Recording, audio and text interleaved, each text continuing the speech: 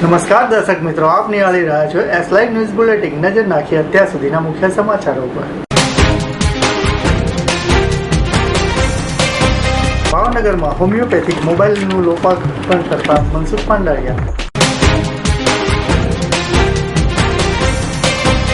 વૈષ્ણવ wellness foundation દ્વારા વલ્લભ બ્રાન્ડની આયુર્વેદિક અને હર્બલ પ્રોડક્ટનું લોકાર્પણ. સત્ય આર્ટ ગેલેરીમાં સૌરભ દેસાઈના ફોટોગ્રાફ્સનું એક્ઝિબિશન. સાબરમતી રિવરફ્રન્ટ ખાતે વિશ્વ ઓટિઝમ અવેરનેસ દિવસની ઉજવણી કરાઈ. ભાવનગર જિલ્લા પંચાયત ખાતેના પટનામાં યોજાયેલા કાર્યક્રમ ભાવનગર જિલ્લાના આંતરિયાળ વિસ્તારમાં દવાખાનાઓમાં સારી તબીબી સેવા મળી રહે તે હેતુથી આયુર્વેદિક તથા હોમિયોપેથી મોબાઈલ વાનનું પર પણ કેન્દ્રીય રાજ્યમંત્રીના હસ્તે કરવામાં આવ્યું હતું. આ કાર્યક્રમમાં લોકાર્પણ કરવામાં આવેલા મોબાઈલ વાનની અંદાજિત ખર્ચ રકમ 14 લાખ વર્ષ 2015-16ના વર્ષની ગ્રાન્ટમાંથી આયોજન કરવામાં આવ્યું હતું. આ લોકાર્પણ કાર્યક્રમ પ્રસંગે કેન્દ્રીય મંત્રી શ્રી મનસુખભાઈ માંડવિયાએ જણાવ્યું હતું કે આયુર્વેદિક તથા હોમિયોપેથિક મોબાઈલ વાન આશરે ₹14 લાખના ખર્ચે તૈયાર કરવામાં આવેલ છે, જેના પરિણામ સ્વરૂપે આજે પણ આપણે આયુર્વેદિક તથા હોમિયોપેથિક મોબાઈલ વાનનો લાભ આપવા જઈ રહ્યા છીએ, જેના કારણે ભાવનગર જિલ્લાના આંતરિયાળ વિસ્તારમાં લોકોને સારી તબીબી સેવા મળી રહે.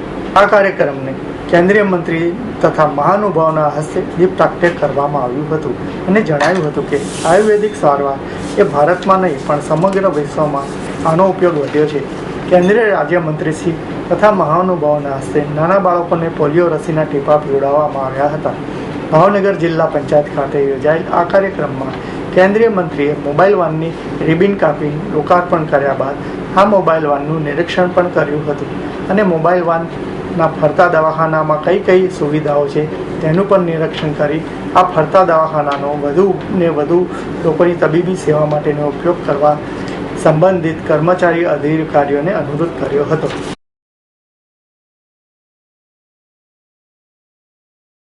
આયુર્વેદિક એટલે શાસ્ત્રમાં આયુષ અને રોગ તથા શરીરની સાર સંભાળ રાખવાનું જ્ઞાન આપવામાં આવે છે. આયુર્વેદ અને હર્બલ અનુસરવાથી દીર્ઘ આયુષ અને શરીરનું જતન થાય છે. આયુર્વેદ અને હર્બલ તે એક નિર્દોષ કે જેનો ઉપયોગથી કોઈ આડઅસર થતી નથી અને એટલે જ આયુર્વેદિક અને હર્બલ દવાનો ઉપયોગ પ્રાચીન કાળથી થઈ રહ્યો છે. આયુર્વેદ એ સૌથી શ્રેષ્ઠ પ્રાચીન વિજ્ઞાન છે અને આજે તમામ લોકો તેની તરફ વળ્યા છે. આ વાતને ધ્યાનમાં રાખીને વૈષ્ણવ વેલનેસ ફાઉન્ડેશન LLP દ્વારા ગુજરાતમાં આયુર્વેદિક પ્રોડક્ટ વલ્લભી બ્રાન્ડની વલ્લભી આયુર્વેદિક શોપની રજૂઆત સાથે પ્રવેશ કર્યો છે. અમદાવાદના સેટેલાઇટ વિસ્તાર ખાતે 3000થી વધુ વૈષ્ણવ સમુદાયની હાજરીમાં વૈષ્ણવ વેલનેસ ફાઉન્ડેશન દ્વારા વલ્લભી બ્રાન્ડની રજૂઆત કરવામાં આવી હતી. આ બ્રાન્ડ અંતર્ગત પ્રથમ સાબુની રજૂઆત કરી. આ વિશેષ રજૂઆત પ્રસંગે વૈષ્ણવાચાર્ય વ્રજેશ કુમારજી મહારાજ, વૈષ્ણવાચાર્ય યદુનાથ મહોદય, જીતુભાઈ વાઘાણી, જયરાજસિંહ ગોહિલ, હેમંતભાઈ કોશિયા, પ્રવીણભાઈ કોટક, સુધીરભાઈ નાણાવટી, અશોકભાઈ શેઠ વગેરે ઉપસ્થિત રહીને સંભારણની શોભામાં અભિવૃદ્ધિ કરી હતી. અને આજે આનંદનો અવસર એ છે કે આ જન્મદિવસના ઉપલક્ષમાં જ વૈષ્ણવ વેલનેસ ફાઉન્ડેશન દ્વારા સૌ પ્રથમવાર એક વલ્લભી નામથી આયુર્વેદિક પ્રોડક્ટ આજે લોન્ચ થઈ રહી છે. અને આનંદ એ છે કે આ પ્રોડક્ટ લોન્ચ કરવાનો મુખ્ય ઉદ્દેશ સ્વદેશીનો પ્રચાર તો છે, જોડે જોડે મુખ્ય ઉદ્દેશ એ છે કે આખા ભારતની અંદર જેટલા પણ વૈષ્ણવ વસે છે કે જેને સાચા અર્થમાં કોઈ દ્રવ્યના અભાવને કારણે પૂરતું શિક્ષણ મળી શકતું નથી કે આરોગ્ય મળી શકતું નથી, એને કેવી રીતે રોજગારી પૂરી પાડી અને એને સક્ષમ અને સ્વાવલંબી બનાવી શકાય, એક દિવ્ય હેતુ લઈને આ કાર્યનું આયોજન કર્યું. અને એમાં કારણ કે આખા વિશ્વમાં લગભગ 6 થી 7 કરોડ જેટલા વૈષ્ણવ વસે છે અને પ્રત્યેક વૈષ્ણવ સુધી પહોંચી શકીએ અને પ્રત્યેક વૈષ્ણવ આ કાર્યને સપોર્ટ કરશે એવી અમને પૂર્ણ આશા છે. આયુર્વેદ છે તે આપણું ભારતનું સૌથી પ્રાચીન શાસ્ત્ર છે, એટલે એવો વિચાર આવ્યો કે આપણે જે કંઈ બ્યુટી કેર પ્રોડક્ટ આવે છે તો એને આયુર્વેદિક અને હર્બલ બનાવીએ. અને મને જે વિચાર સ્ફૂર્યો અને અમારા જે છે પરમ પૂજ્ય યદુનાથજી મહોદયશ્રી એમને મેં પૂછ્યું અને એમને તરત જ આજ્ઞા કરી કે આપણા વૈષ્ણવો તથા બીજા તમામ સંપ્રદાયને 100% શુદ્ધ અને 100% વેજીટેરિયન મળે એવી પ્રોડક્ટ માર્કેટમાં અને તરત જ અમે આ શરૂ કર્યું અને એક વલ્લભી બ્રાન્ડ હેઠળ અમે આ બધી નવી પ્રોડક્ટો બધી લોન્ચ કરીશું. વલ્લભી બ્રાન્ડની હેઠળ આવતા સમયમાં હેર ઓઇલ આવશે, વલ્લભી ટૂથપેસ્ટ આવશે, વલ્લભી ફેસ ક્રીમ આવશે તથા અમારી એક્સક્લુઝિવલી બાળકો માટેની એક બાલકુંદ રેન્જ કરીએ છીએ. તેમાં બાળકો માટેના મસાજ ઓઇલ આવશે, બાળકો માટેના શેમ્પૂ આવશે, બાળકો માટેનો સોપ.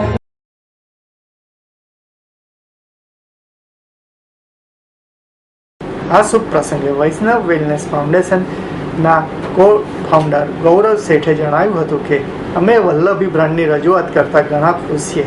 અમે અમારી પ્રોડક્ટ સાબુની રજૂઆત કરી છે અને ટૂંક સમયમાં બીજા ઉત્પાદનો જેવા કે Vallabhi toothpaste, Vallabhi hair oil, Vallabhi face wash, face cream, shampoo, motion cream, talcum powder તેમજ બાળકોની શ્રેણીમાં baby soap, shampoo, massage oil, toothpaste, talcum powder, hair oil, lotion, diaper લાવીશું. અમારો મુખ્ય ઉદ્દેશ લોકોને 100% વેજીટેરિયન તથા શુદ્ધતાવાળી પ્રોડક્ટ આપવાનો છે.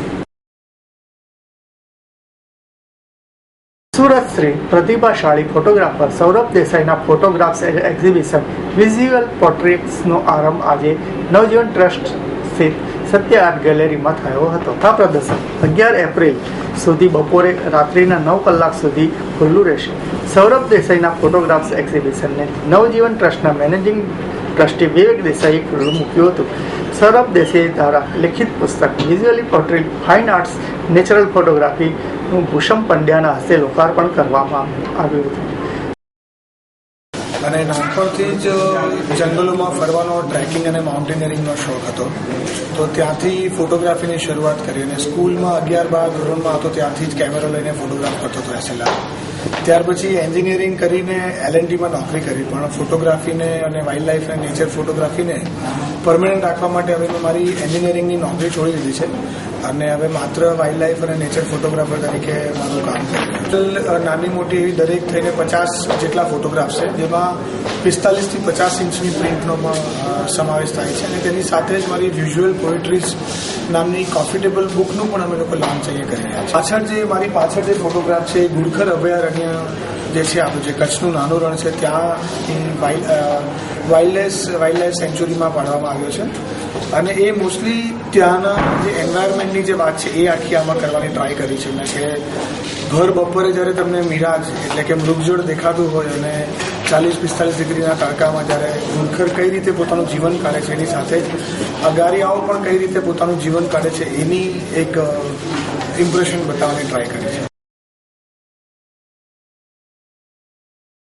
આ પ્રસંગે સૌરભ દેસાઈએ જણાવ્યું હતું કે નેચરલ ફોટોગ્રાફર તરીકે મારી યાત્રામાં આવેલા લાખો વિચારો વિઝ્યુઅલ પોર્ટ્રેટ્સમાં વ્યક્ત થયા છે. આ યાત્રાની શરૂઆત બાલ્કનીથી થાય છે અને તે ઘાટ જંગલોમાં નિઃશબ્દ રણ, આફાટ લીલા મેદાનો વચ્ચેથી જળવાઈ રહે છે. આ યાત્રા દરિયાઈ પટ્ટી, સૂકા પ્રદેશોથી લઈ હિમાલયના શિખરો સુધી ચાલે છે. વિઝ્યુઅલ પોર્ટ્રેટ્સ, કલર્સ, પેન્ટ, તીવ્રતા, મિનિમાઇઝ, શાંતિ પ્રવાહ, ગ્રાફિક સ્પેસ, મોનોક્રોસ, સંવેદનશીલ મૂલ્યો છતાં કરી પ્રકૃતિને નમ્ર છતાં વ્યક્ત થાય તેવી ક્ષણોને રજૂ કરે છે. સૌરભ દેસાઈએ રાષ્ટ્રીય અને આંતરરાષ્ટ્રીય સ્તરના અનેક સન્માનો અને એવોર્ડ્સ પ્રાપ્ત થયા છે.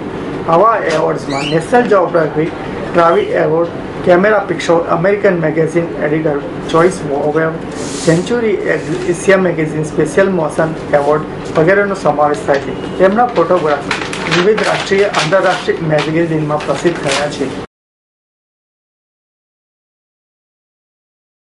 આરોગ્ય અને પરિવાર કલ્યાણ વિભાગ દ્વારા મ્યુનિસિપલ કોર્પોરેશન અને અમદાવાદ જિલ્લા કલેક્ટર સંયુક્ત ઉપક્રમે સાબરમતી રિવરફ્રન્ટ ખાતે વિશ્વ ઓટિઝમ અવેરનેસ દિવસની ઉજવણી કરવામાં આવી હતી. ઓટિઝમથી પ્રભાવિત બાળકોને પ્રોત્સાહન કરવા અને સમાજમાં આ વિશે જાગૃતિ ફેલાવવા આ દિવસની ઉજવણી કરવામાં આવે છે, જેમાં બાળકો દ્વારા વિશાળ સંખ્યામાં માનવ સાંકળ રચીને આ રોગને લગતા વિવિધ સૂત્રોને પ્લે કાર્ડમાં દર્શાવવામાં આવ્યા હતા. આ પ્રસંગે માનસિક આરોગ્યની હોસ્પિટલમાં ફરજ બજાવતા તબીબી ડોક્ટર પૂજા પંચાલ દ્વારા લિખિત પુસ્તક અન્ડરસ્ટેન્ડિંગ ઓટિઝમ મહાનુભાવોના હસ્તે વિમોચન કરવામાં આવ્યું હતું. તો મિત્રો, આ હતા અત્યાર સુધીના મુખ્ય સમાચારો. સમાચારોની ખાસ ગતિવિધિ માટે આપ નિહાળતા રહો SLI ન્યૂઝ બુલેટિન. નમસ્કાર.